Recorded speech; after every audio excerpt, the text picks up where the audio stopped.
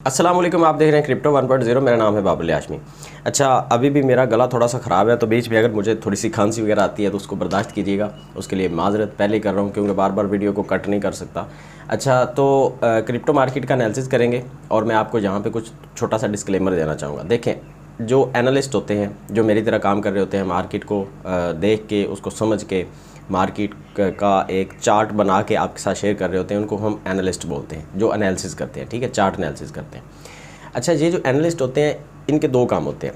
या तो ये है कि हम पहले एनालिसिस पूरा कर लें, उसके बाद आपको वीडियो में एंट्री, एग्ज़िट और स्टॉप लॉस वगैरह के पॉइंट्स जो हैं वो बता दें कि आपने जहाँ पे इंटर करना है, यहाँ पे एग्ज़िट करना है, यहाँ पे जाके आपने जो है वो स्टॉप लॉस लगा देना। अच्छा, ठीक है, एक तो ये तरीकाकार होता है एनालिस्ट का। दूसरा तरीका ये होता है कि हम आपके सामने एनालिसिस करें। अब ये जो आपके सामने एनालिसिस करने वाली चीज़ है, ये थोड़ी सी बोरिंग होती है, लेकिन पंजाबी में एक कहावत है कि वड्डियां दी गल दा और आमले दे सालन दा स्वाद बाद जांदा है। मतलब ये होता है कि जो बड़े बात समझा रहे होते हैं उनकी समझ भी बाद में आ रही होती है, और जो आमले का सालन होता है ना, उसको खाने में मज़ा नहीं आ रहा होता, लेकिन उसके जो बेनिफिट्स हैं वो आपको बाद में मिल रहे होते हैं। ये पंजाबी में एक कहावत है। तो ये जो मैं आपको थोड़ा सा बोर कर रहा हूँ ना, आजकल मैं आपके सामने एनालिसिस करता हूँ, ये थोड़ा सा बोरिंग ज़रूर है, लेकिन इसका आपको फ़ायदा पता है क्या है? फ़ायदा ये होगा कि आपको पता चलेगा कि मैं एनालिसिस करता किस तरह से हूँ। ये चीज़ें आपके साथ अक्सर लोग शेयर नहीं करते। वो entry, exit, stop loss points आपको बता देते हैं फाइनल, ठीक है। और आपको भी यही चाहिए कि आप मोहताज रहें, और मैं नहीं चाहता कि आप मेरे मोहताज हों या किसी और के हों। हालांकि मुझे फ़ायदा है इस चीज़ का, आप मुझे व्यूज़ देते हैं, यूट्यूब से मुझे अर्निंग होती है, लेकिन फिर भी मैं ये कहता हूँ कि आपको खुद एनालिसिस आना चाहिए। अगर मैं आपको गलत एनालिसिस दे रहा हूँ तो आप मुझे कमेंट सेक्शन में बताएं कि भाई आपने ये वाला रूल जो बनाया था, ये रूल आप यहाँ पे तोड़ रहे हैं। ठीक है, तो एनालिसिस जब मैं आपके सामने करता हूँ, थोड़ी सी वीडियो लंबी हो जाती है, थोड़ी सी बोरिंग हो जाती है, लेकिन ये ज़रूरी है। ठीक है, तो कंप्यूटर की स्क्रीन पर चलते हैं। ये डिस्क्लेमर था, अगर आपको अच्छा लगा तो बहुत अच्छी बात है। BTC का चार्ट हमारे पास ओपन है डेली का, 4 आवर का। यहाँ पे हम देख लेते हैं। सबसे पहले तो मैंने आपके साथ जो कल की वीडियो में शेयर किया था कि हम BTC की वीकली क्लोजिंग का वेट करेंगे। अगर ये वीकली क्लोजिंग जो है वो इस येलो लाइन से ऊपर होती है, यहाँ पे हम डेली के चार्ट के ऊपर वैसे वीकली आ जाते हैं। मैंने आपको बताया था कि ये जो वीकली चार्ट है, ये कुछ इस तरह से बन रहा था कि जो हमारी 10 की मूविंग एवरेज की लाइन है वो हमें एज अ रेजिस्टेंस काम करती हुई नज़र आ रही थी। ठीक है, पहले यहाँ से मार्केट रिजेक्ट होकर वापस आ गई थी, फिर दोबारा से यहाँ ओपन हो गई, और दोबारा से इस लाइन को एज अ रेजिस्टेंस इसने एक्सेप्ट किया। लेकिन उसके बाद क्या हुआ, नेक्स्ट वीक जो था, थर्ड वीक, उसने इसके ऊपर एक क्लोज बनाया। ये जो आपको रेड कैंडल नज़र आ रही है, इसका क्लोज ये नीचे वाला है, और इसने क्लोज़ किया इस येलो लाइन से ऊपर। अब ये जो हमें ग्रीन कैंडल नज़र आ रही है, ये इस हफ्ते का पहला दिन है।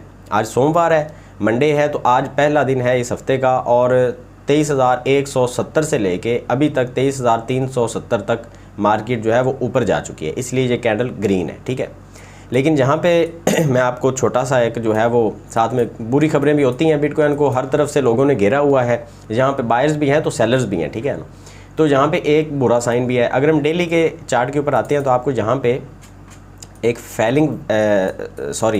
राइजिंग वेज एक बनता हुआ नज़र आएगा। राइजिंग वेज क्या होता है, मार्केट आहिस्ता आहिस्ता से हायर हाइज बनाती है और बनाती है लोअर हाई। ठीक है ना, तो आहिस्ता आहिस्ता से जैसे जैसे मार्केट ऊपर जा रही है तो हायर हाइज तो बना रही है मार्केट, हमें अप ट्रेंड तो नज़र आ रहा है, लेकिन इसके बाद क्या होता है कि एक डंप भी आता है मार्केट में, एक छोटा सा क्रैश भी आता है। तो ये जो क्रैश है, ये हम इस तरह से देख रहे हैं कि मार्केट, क्योंकि जहाँ से ये देखें ऐसे गई ऊपर, ठीक है, ऐसे हुआ।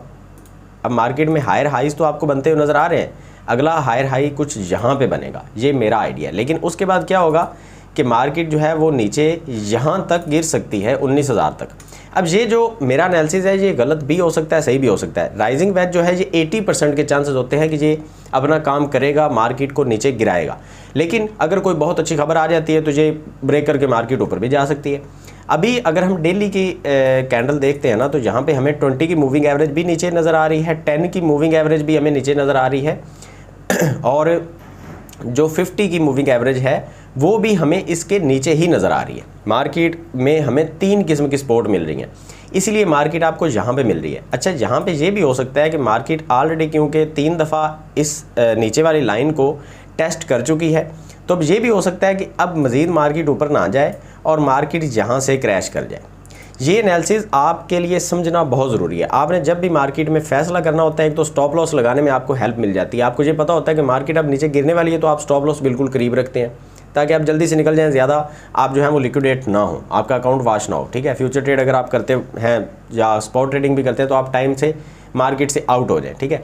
जब मार्केट 3 दफ़ा किसी एक लाइन को टच करती है तो चौथी दफ़ा बहुत चांसेस होते हैं कि मार्केट उस जो पैटर्न को फॉलो कर ले। अब इस पैटर्न को अगर मार्केट फॉलो करती है, बहुत चांसेस हैं कि मार्केट नीचे गिरेगी, लेकिन क्योंकि मार्केट में ऐसा कोई बुरी खबर है नहीं। अगर आप कमोडिटीज़ को देखते हैं तो यहाँ पे आपको ग्रीन भी नज़र आ रहा है, रेड भी नज़र आ रहा है, मिक्स काम है। अगर आप S&P 500 और नैस्डैक को देखते हैं तो वो आपको 0.5%, 0.5% और मतलब 0.1% जो है वो डाउन नज़र आ रहे हैं। तो ये कुछ ज़्यादा क्रैश नहीं की मार्केट, अभी थोड़ी सी रेड ज़रूर है, लोग प्रॉफिट टेकिंग करते हैं। काफ़ी दिनों से ये मार्केट जो है वो ऊपर जा रही थी, तो इस वीक के ऊपर थोड़ा सा प्रेशर ज़रूर है, ये मैं मान रहा हूँ। लेकिन उसके साथ साथ अगर ये क्रिप्टो फियर एंड ग्रीड को देखते हैं तो वो 30 के ऊपर टिका हुआ है, पिछले हफ्ते भी और पिछले दिन भी और आज भी ये 30 के ऊपर ही है। तो हम यहाँ पे ये देख सकते हैं कि मार्केट में लोग जो हैं वो जितना ख़रीद रहे हैं उतना बेच रहे हैं। यहाँ पे बिटकॉइन के बैलेंस की अगर बात करते हैं तो यहाँ पे आपको नज़र आ रहा है कि बिटकॉइन थोड़ा सा एक्सचेंजेस जो हैं वो अपने पास स्टोर ज़्यादा कर रही हैं पहले की निस्बत। यहाँ पे हमें 40,000 का फिगर नज़र आ रहा था, लेकिन अब 45,900 का, मैं सुबह देख रहा था 45,700-800 था, अब तकरीबन 900 के ऊपर चला गया। तो ये बिटकॉइन जो है वो ज़्यादा एक्यूमुलेट कर रही हैं एक्सचेंजेस, और ये एक बाइंग रेंज एक्सचेंजेस समझ रही हैं। तो यहाँ से हम ये भी देख सकते हैं कि शायद ये जो चार्ट का एनालिसिस मैं कर रहा हूँ शायद ये गलत हो, बिटकॉइन जो है वो शायद ऊपर चला जाए इसको तोड़ के, बिल्कुल मुमकिन है। और अगर हम इस राइजिंग वेज को नहीं देखते, आप अगर ये ड्राइंग्स जो हैं इनको हाइड कर देते हैं, ठीक है, तो आप यहाँ पे क्या देखते हैं कि हायर हाइज हमें बनाती हुई मार्केट नज़र आ रही है, लेकिन साथ में हमें यहाँ पे एक जो है वो कर्व में, यहाँ पे मैं आपको दिखाना चाहूँगा मार्केट कुछ इस तरह से एक कर्व की एक लाइन जो है वो एज अ सपोर्ट मार्केट ले रही है, ठीक है। तो ये जो कर्व लाइन है मार्केट इसको तोड़ के अगर नीचे आती है तो भी नीचे गिरेगी, अगर ये राइजिंग वेज को तोड़ के नीचे आती है तो भी नीचे गिरेगी। तो ये एक चांस तो खैर है नीचे गिरने का, यहाँ पे थोड़ा सा प्रेशर हो सकता है मार्केट में, लेकिन देखते हैं नेक्स्ट क्या मूव आएगा। जैसे कोई आएगा तो मैं आपको लाजमी बताऊँगा। अच्छा, जैसे मैं एनालिसिस बिटकॉइन का करता हूँ तो लोग मुझे कहते हैं एथेरियम का भी एनालिसिस करें, हम एथेरियम के ऊपर भी आ जाते हैं। बिटकॉइन के बारे में हम बात कर लेते हैं, यहाँ पे 4 आवर के टाइम फ्रेम के ऊपर भी फिर एथेरियम के बारे में बात करते हैं, ठीक है। बिटकॉइन का 4 आवर का जो चार्ट है, यहाँ पे हमें एक सिमेट्रिकल सा ट्रायंगल नज़र आ रहा है, लेकिन ये थोड़ा बहुत सिमिलर है असेंडिंग ट्रायंगल के साथ भी, जहाँ पे ये ऊपर की तरफ ब्रेक होने के चांसेस बहुत ज़्यादा हैं। और नेक्स्ट जो मूव बनेगा BTC का वो तकरीबन बनेगा 23,700 के करीब, और अगर इसको तोड़ता है BTC तो फिर इसकी जो नेक्स्ट रेजिस्टेंस बनेगी वो आलमोस्ट बनेगी 24,000 के करीब। तो 24,000 पे जाके BTC के ऊपर एक सेलिंग प्रेशर आएगा, बहुत सारा आएगा, क्योंकि जिन लोगों ने यहाँ पे बाइंग की है 22,500 के ऊपर, वो 24,000 तक जाने में वो लोग ये देखें उन लोगों को आलमोस्ट जहाँ पे 5-6% का प्रॉफिट होगा, 7% का, तो वो वहाँ से प्रॉफिट टेकिंग करेंगे। तो आपने वहाँ पे ये फैसला करना है कि आपने यहाँ से निकलना है या मज़ीद वेट करना है। वेट करेंगे तो आप थोड़ा सा फंस जाएंगे, ठीक है। यहाँ पे मैं आपको ये कहूँगा कि अगर ये आप ड्रा करते हैं, ये वाला सिमेट्रिकल ट्रायंगल कह लें या असेंडिंग ट्रायंगल कह लें, क्योंकि ऊपर वाली जो लाइन है वो ज़्यादा हमें जो है वो नीचे गिरती हुई नज़र नहीं आ रही, तो हम इसको असेंडिंग ट्रायंगल भी बोल सकते हैं किसी हद तक। ये ज़्यादा नहीं है सिमिलर, लेकिन बोल सकते हैं सिमेट्रिकल ट्रायंगल के सिमिलर ज़्यादा है ये। तो अगर ये इसको तोड़ के ऊपर की तरफ निकलता है BTC तो 24,000 की रेंज में जाके BTC दोबारा वापस आ सकता है। एक जो उससे पहले रेजिस्टेंस बनेगी, यहाँ पे 1-2 रेड कैंडल्स बन सकती हैं, वो तकरीबन 23,670 के ऊपर बनेंगी। बहुत बरीक किस्म का एनालिसिस करके दे रहा हूँ, बहुत छोटे छोटे से टाइम फ्रेम के ऊपर आपको एनालिसिस करके दे रहा हूँ, तो आपने जो भी फैसला करना है इन सब चीज़ों को जहन में रख के करना है। यहाँ पे हम थोड़ा सा देख लेते हैं BTC को, सेलिंग प्रेशर जो सारी की सारी मूविंग एवरेज है। अगर हम 1 मिनट के ऊपर आते हैं, यहाँ पे सिर्फ और सिर्फ बाइंग हो रही है। 5 मिनट के ऊपर आते हैं, स्ट्रॉन्ग बाइंग हो रही है, ठीक है। 15 मिनट के ऊपर आते हैं, फिर भी बाइंग हो रही है, सेलिंग प्रेशर नहीं है। 13 मिनट के ऊपर आते हैं, फिर भी बाइंग है। 1 घंटे के ऊपर आते हैं, स्ट्रॉन्ग किस्म की बाइंग है, ठीक है। लोग जो मूविंग एवरेज को कितने टाइम फ्रेम के ऊपर लगा के किस हिसाब से ट्रेड कर रहे हैं, ये हमें मीटर्स जो हैं ये बता रहे हैं, ठीक है। 2 आवर के टाइम फ्रेम के ऊपर भी स्ट्रॉन्ग बाइंग है, 4 आवर के ऊपर भी स्ट्रॉन्ग बाइंग है, 1 डे के ऊपर सिर्फ बाइंग है, और 1 वीक के ऊपर भी 1 वीक के ऊपर सेल है। अब ये जो आपको 1 वीक के ऊपर सेलिंग प्रेशर नज़र आ रहा है ना, ये ख़त्म तब होगा जब हमें यहाँ पे मैं आपको दिखा दूँ, अगर हम BTC के ऊपर वीकली चार्ट के ऊपर आते हैं ना, मैं आपको यहाँ पे दिखाना चाहूँगा क्यों सेलिंग प्रेशर आ रहा है। यहाँ पे ये जो मूविंग एवरेज है ना, मूविंग एवरेज की लाइंस ये देखें, ये रेड लाइन अभी 100 की मूविंग एवरेज को क्रॉस करके नीचे है, और ब्लू लाइन जो है ये बनती है 200 की मूविंग एवरेज की लाइन। जहाँ पे हम इसको ना किसी और कलर में कर लेते हैं ताकि अच्छे तरीके से नज़र आए। हम इसको ग्रीन कर लेते हैं और ज़्यादा क्लियर भी कर लेते हैं, ठीक है। अच्छा, तो ये जो ग्रीन लाइन है ये 200 की मूविंग एवरेज है। ये जो स्काई ब्लू है ये वाली 100 की मूविंग एवरेज है और 50 की इसके ऊपर है। यहाँ पे अगर हम देखते हैं इस जगह पे, तो रेड लाइन जो है, जो 20 की मूविंग एवरेज है, जो सबसे छोटी मूविंग एवरेज की लाइन है, एक्सपोनेंशियल मूविंग एवरेज, ये बार बार आपको लफ्ज़ सुनने को मिलेंगे, आपको आदत हो जाएगी, ठीक है। ये जो लाइन है ये अभी 50 की मूविंग एवरेज को तोड़ के नीचे आ चुकी है, 100 को तोड़ के भी नीचे आ चुकी है और 200 की मूविंग एवरेज के करीब है। इसलिए हमें यहाँ पे अगर हम मीटर के ऊपर देखते हैं ना, तो हमें ये जो मीटर्स हैं ये बता रहे हैं 1 वीक के ऊपर सेलिंग प्रेशर। जब तक ये रेड लाइन ऊपर नहीं चली जाती तो ये बाइंग के अंदर 1 वीक के ऊपर आपको नज़र नहीं आएगा।